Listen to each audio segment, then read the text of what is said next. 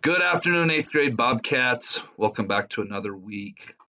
Oh my gosh, I'm getting emotional. The final week for you all here at the Helena Middle School. Got a special Bob lesson that I saved for your last Bob lesson ever at Helena Middle School. I reached out to Eva Skibicki. Many of you may know Eva is a freshman at Helena High. She will be a sophomore next year.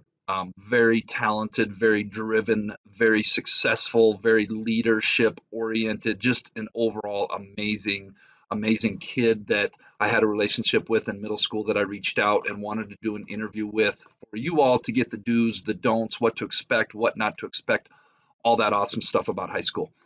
So it's a little longer interview. We're going to get to it. It's been an honor and a pleasure being with you all for 3 years. I want you all to know you're so loved and you're so valued by so many of us here at Helena Middle School. We wish you all the best in the future, and please come back and visit. That is all of our favorite things when we get to see your faces. Come back and visit in high school. All right, HMS Bobcats, as I said in the intro, I have a special guest with us today, Eva Skibicki. Eva is here. Well, Eva, you want to introduce yourself? Sure. Hi, I'm Eva Skibicki. I'm a freshman at HHS, and I went to HMS all 3 years of middle school. I was in Science Olympiad, and I also did newsletter and student council, so you might know me from those things. And that's about it. So, yeah. And I know you're kind of humble, so I got to break you up a little bit. You are one of the more accomplished students that I remember from last year, you and the fellow Polish club members. And you did some amazing stuff working fully online last year with the student leadership, and you're a student that has always given their best and gone above and beyond. And so when I thought, who as a freshman could I reach out to that maybe could help some of our current HMS Bobcats, you were the first person I thought of. So kind of on that note, give me a quick overview of how your freshman year has gone and how it's going. So it's been going pretty well. I have absolutely thrived in like HHS athletic programs, and I found 2 sports that I just absolutely adore. And academically, I've been really successful. So it was definitely a transition at first, especially from online school, but I've loved being back in person, like absolutely loved it. And I'm really, really grateful for the many different ways I have grown both socially, athletically, and academically. I don't know if there's anybody out there really that's not happy that we're back in person. That was a huge challenge for so many people on so many different levels. I don't even want to go down that road. But one thing that's really interesting is you mentioned that you're involved in, I know I've seen you out there with Bengalettes and you're doing softball. And can you talk real quick about the importance of being involved in something outside of just school at Helena High and how that's maybe contributed to your success? So I would say that as a member of HHS sports, one of the things I wasn't expecting so much when I went into school is how much of a family they are. And when I went into sports, it was one of my biggest introductions, specifically preschool year, because Bangladesh starts a little bit before the school year does, and then softball's obviously going on right now. But each of the sports is just a family, and it's gotten me more into both the values that the sports I feel like really uphold, where you're challenging yourself, but you're also having fun while doing it, and you meet people from different grade levels, so it kind of starts out your social circle.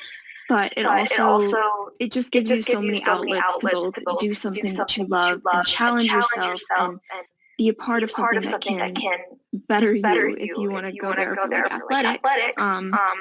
But also, you get so many of these cool high school experiences, like bus trips and just hanging out with people that you might not have like chosen yourself to hang out with, but turns out that they were really cool people. So I think it just really opens up a lot of doors. That's awesome, that sense of community and having built-in social network and friendship. I think that's incredible. Just high school in general. What went as you expected it would, and what meant differently than maybe what you expected? We all have preconceived notions going into something. What went how you expected it? Maybe what went how you expected it to go when it comes to high school and freshman year? I expected really the workload to be minimally harder, but pretty reasonable compared to what it was in 8th grade. And for the most part, I would say that's pretty accurate. With the exception of a few classes, or maybe even just one, like AP classes, are a little bit of a different world because you're kind of going into a more college level. Your teachers are really going to ease you into their material. And they're really flexible and understanding about the transition for the most part. So if you really need it, ask for help and ask for an extension because they're willing to give it to you. But I would say it's pretty reasonable overall. And if you actively try to keep up with the work at HMS and are pretty successful, you will do just fine at Helena High. And even if you struggle a little bit right now, specifically the freshman staff is really helpful and accommodating. So if there's a time that you need extra help or an extension, as I mentioned before, just ask. Communication fixes so much. Awesome. Is there what didn't go as expected? Maybe was different than what you thought it would be. So the two things that I think didn't go quite as expected, they're pretty different, but they're both pretty relevant. So firstly, if you are looking into athletics, as I mentioned before, I wasn't expecting how much the teams felt like family. I've done club sports, I've done travel, I've done dance for, I think this is my 12th or 13th year. For a very long time, and I felt so welcomed by the just variety of people that were there. And again, you're challenged and you get to do fun things together. But secondly, AP classes are much different than your other classes. And while this will totally vary depending on the teacher, if you're planning on going into AP, I just don't want you to think it's going to be the same as all the other ones, because it's not. You're going to have to do a little bit more individually. That is not to say that it's doable, but I was a little bit honestly kind of stressed out in our first unit of AP Human Geo. I figured it out. I'm doing great. My AP test is May 5th, so pray for me. But I think I'm doing pretty good. Awesome. Speaking kind of on the challenge, what has been the biggest challenge you've encountered this year as a high school student, and maybe how have you overcome that challenge? I would say it would be simply just trying to balance everything I have going on. So I play two high school sports, and I do dance outside of school while also taking pretty much the hardest classes you can as a freshman. And unfortunately, I did not choose to study hall this year. But I absolutely love the sports I do and enjoy how much I get out of my challenging classes. However, being a high achiever is absolutely not a bad thing.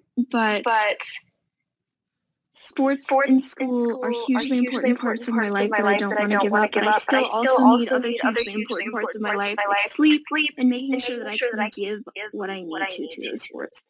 So if you want to take hard classes or play 17 sports, or if you want to take one or two hard classes and play one sport, just make sure that you're managing your time in a way that it's realistic around what you get done in the day. Because it's not bragging rights to get less sleep or shove so many things into a day where you don't really get the chance to relax. It takes away from the experience. So though those things might be a huge part of your life, your personality and your vibrance and what you can give to those activities is always going to be more important than those activities. So if you ever need to take a step back or reassess managing your time, just make sure you can communicate with your coaches and teachers or fit in study halls and relaxation time, because those are super important too. Yeah, for sure. You can't burn out, I think.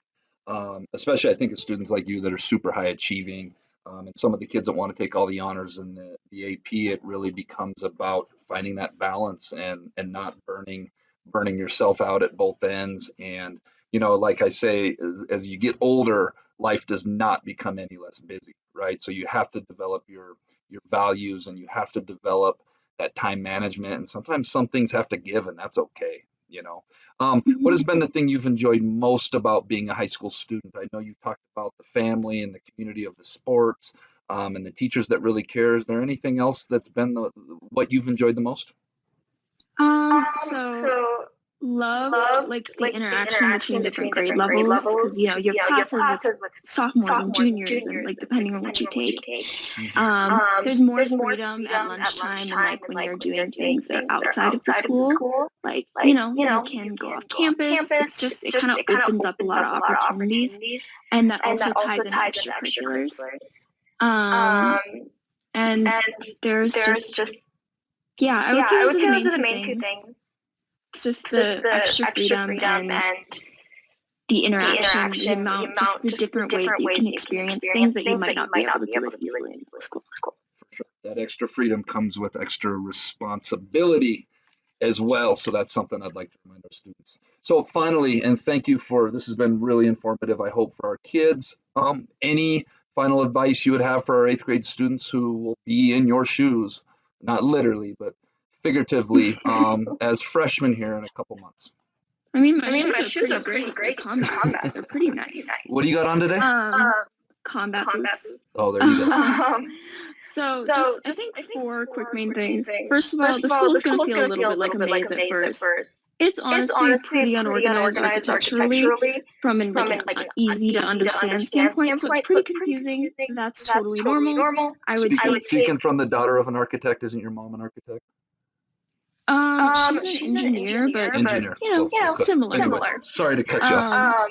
You're good. So if you can, a couple days before you get your schedule, I'd really recommend walking through it. Or if you don't get the chance to do that, just keep tabs on people that are going to the same places as you, because everybody's in the same boat, and you might know how to get to English better, but your friend might know how to get to science better. So just work with people and ask for help from teachers. I know talking to people is hard, but teachers are usually really nice about it.